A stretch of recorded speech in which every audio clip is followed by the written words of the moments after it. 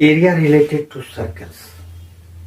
इस चैप्टर के क्वेश्चंस को सॉल्व करने में आपको कुछ फॉर्मूले की आवश्यकता होती है। फॉर्मूला सारा याद रखना पड़ेगा। टोटल मेंसुरेशन का फॉर्मूला याद रखो।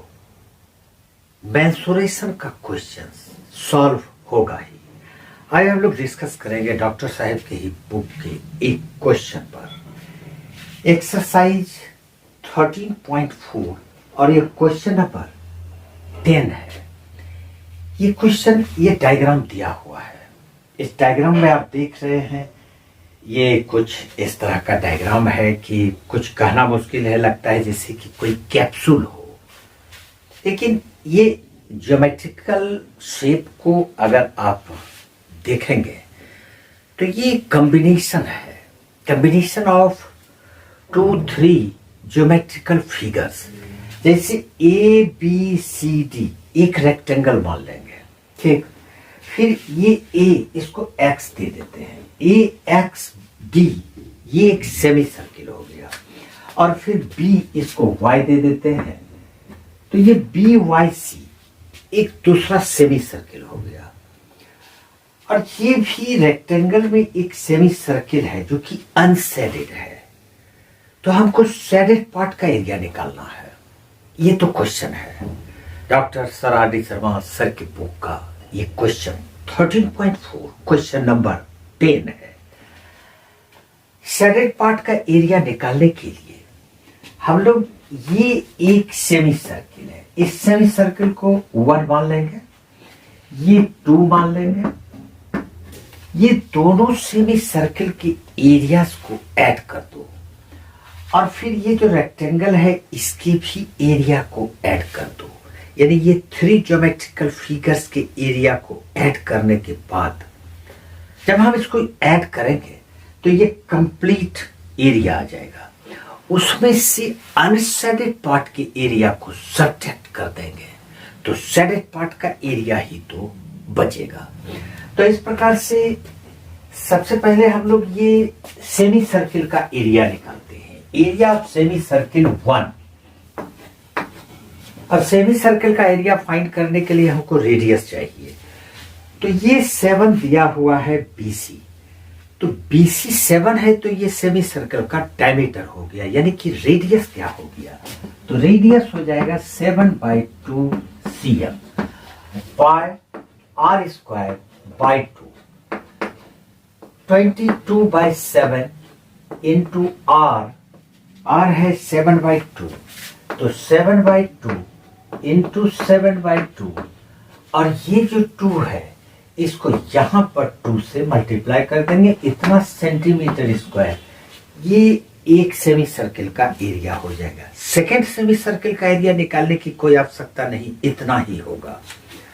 तो एरिया ऑफ सेमी सर्किल 2, ये भी बाय r स्क्वायर बाय 2, यानी कि 22/7, 22/2 इंटू 7, ये 2 ये वाला है।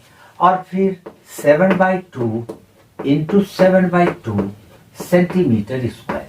ये दूसरा सेमी सर्किल का एरिया हो गया। अब रेक्टेंगल का एरिया फाइंड करेंगे। Area of rectangle, area of rectangle length into breadth.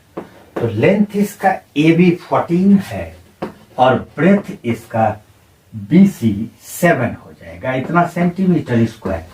और अब ये अनशेडेड पार्ट जो है, यानी कि सेमी सर्किल ही है बड़ा वाला, इसको थर्ड मान लेते हैं। तो area of third semi circle,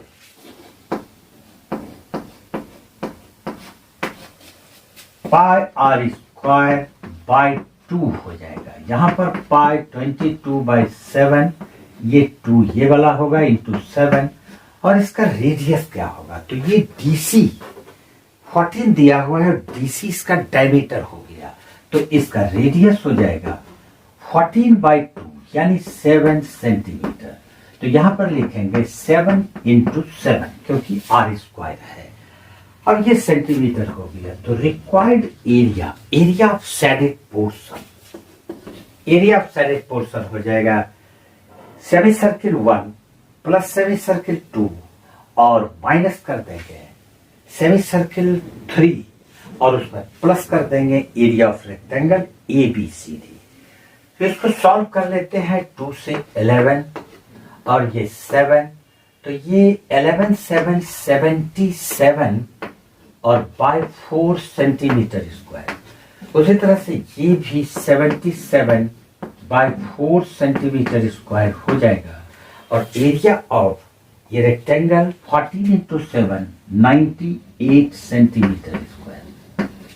और फिर इसका एरिया भी सॉल्व कर लेते हैं। 7 कैंसिल हो गया, 2 से 11 हो गया, 11 7 77 सेंटीमीटर स्क्वायर।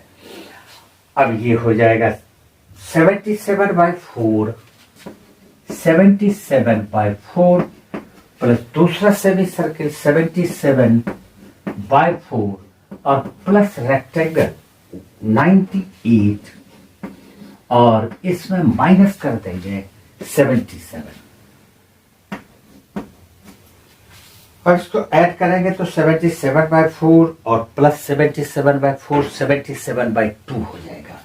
तो ये हो गया 77 बाय 2 और माइनस 77 और plus 98 is equal to 77 by 2 minus 77 करेंगे तो माइनस 77 बाय 2 होगा, यानी कि 98 minus 77 by 2 is equal to 98 minus 326 8.5 is equal to, ये माइनस करते हैं 98.00 और 38.50 05.7 9 और 8 59.5 59.5 सेंटीमीटर स्क्वायर ये शेडेड पोर्शन का